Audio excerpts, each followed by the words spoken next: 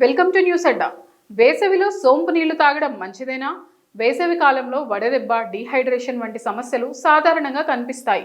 ఈ సమస్యల నుంచి శరీరాన్ని రక్షించుకోవడానికి చాలా మంది నీటి శాతం ఎక్కువగా ఉండే సీజనల్ పండ్లు, ఆకుకూరలు తీసుకుంటారు.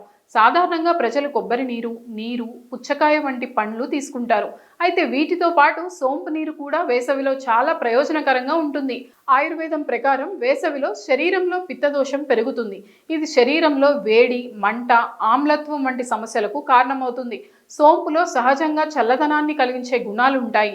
ఇవి పిత్త దోషాన్ని సమతుల్యం చేస్తాయి. అందుకే వేసవిలో ప్రతిరోజు ఉదయం ఖాళీ కడుపుతో సోంపు నీరు తాగితే శరీర ఉష్ణోగ్రత సమతుల్యమవుతుంది. అలాగే వడదెబ్బ ప్రమాదం కూడా తగ్గుతుంది. 1 టీ స్పూన్ సోంపు గింజలను 1 గ్లాసు నీటిలో రాత్రంతా నానబెట్టాలి. ఉదయం ఆ నీటిని వడకట్టి ఖాళీ కడుపుతో తాగాలి. కావాలంటే కొంచెం వేడి చేసి కూడా తాగొచ్చు. రుచికి కొద్దిగా తేనె లేదా నిమ్మరసం కలిపినా మంచిదే. మరో విధంగా సోంపు గింజలు, పటిక బెల్లం పొడి చేసి చల్లటి నీటిలో కొద్దిగా నిమ్మరసం కలిపి తాగొచ్చు. సోంపు నీళ్లు తాగడం వల్ల జీర్ణక్రియ మెరుగుపడుతుంది, శరీరాన్ని చల్లబరుస్తుంది, హైడ్రేషన్ను పెంచుతుంది, శరీరాన్ని డీటాక్స్ చేస్తుంది, బరువు తగ్గడంలో సహాయపడుతుంది, చర్మం, జుట్టుకు మేలు చేస్తుంది.